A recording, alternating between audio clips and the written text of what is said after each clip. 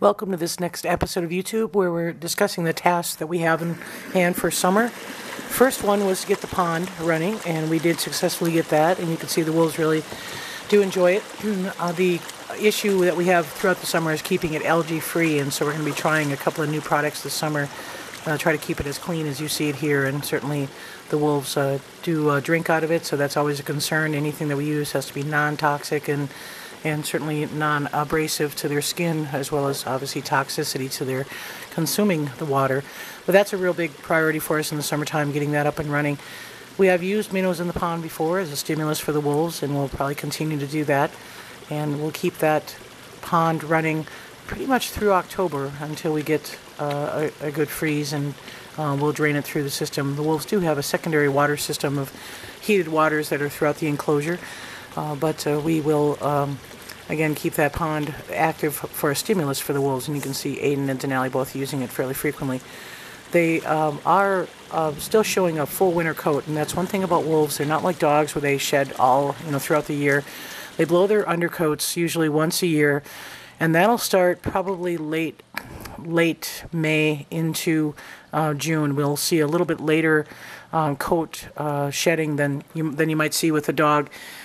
And there's obviously a lot of hands-on wolf care that we do. These wolves are socialized, so the wolf care staff can work right with them and try to groom them and brush them and try to get some of that undercoat off. This is the most challenging time of the year from the standpoint of observations, because the wolves have such a thick winter coat.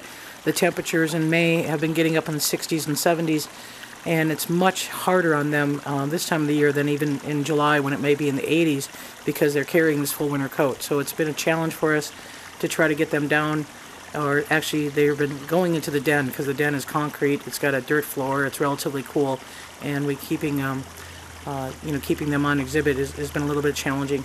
We do have some tricks up our sleeve. We use ice cubes with bacon in them, and that usually is a good stimulus. Basically what we tell people is that again, there's many things to see here at the Wolf Center with the exhibit as well as programming. We do try to get the wolves in view at least 3 times a day after the 11 o'clock program, 1 o'clock program, and 3 o'clock program. Rainy days are better, so if you're planning a trip to the Wolf Center, pick a rainy day. That seems to be better than a sunny day for viewing wolves and wolf activity. Most of their activity is morning, and this is filmed after wolf care in the morning. We had actually just planted 20 trees in the enclosure. We planted some burrow. And previously, if any of you were on the Working for Wolves crew, you've seen what we've planted in the past. We've purchased, 10-foot, 12-foot tall trees that are $100 trees, and this time we've decided, and usually what ends up happening is the wolves bite them, and our $100 kind of goes away after a little while. So what we decided to do this time was plant some small trees that are relatively inconspicuous, and hopefully they grow into the enclosure when the wolves are conditioned to ignore them. So we planted 20 bur oak this morning and gave some pig's ears as a distraction. So this here back in retirement, this is Malik, and Malik has been very social lately, and you can see Shadow doing a guarding here. When Malik was sniffing the camera operator, Shadow blocked him and kept him back. But Malik is doing well. We have scheduled their medical exams for next week, Wednesday, so you may see a period of time when the webcams are down. That's pretty standard practice for us. Again, we want to make sure that everything is as safe as possible for the wolves, so less distractions mean, again, that wolf care staff don't have to worry about where they are blocking a camera. We just shut the cameras down until we're done with the exam. Shadow, again, scraping and marking, and you can see vegetation's coming back into the retired enclosure. We're starting to see full leaf out, and we're starting to see some residual grass coming in. It is difficult in wolf enclosures. Soil compaction is our biggest problem. Obviously wolf trails are pretty well packed, and areas where they walk are packed, so we'll be aerating that soil a little bit and seeding once we get a little bit of a douse of a rain here, and that will hopefully encourage some of that growth. But for the most part, if you're probably not seeing them on the webcam very often right now, the majority of their time is spent under the heavy pines in the back. Really good cover. The dirt is nice and cool, and that's where they tend to stay. And the Arctics, again, are the same as the exhibit pack. They have not really started shedding. We're seeing a little bit of residual hair coming out, but really not a full-blown shed. And when they shed, it comes out in just sheets. So we'll be starting brushing them and trying to stimulate that.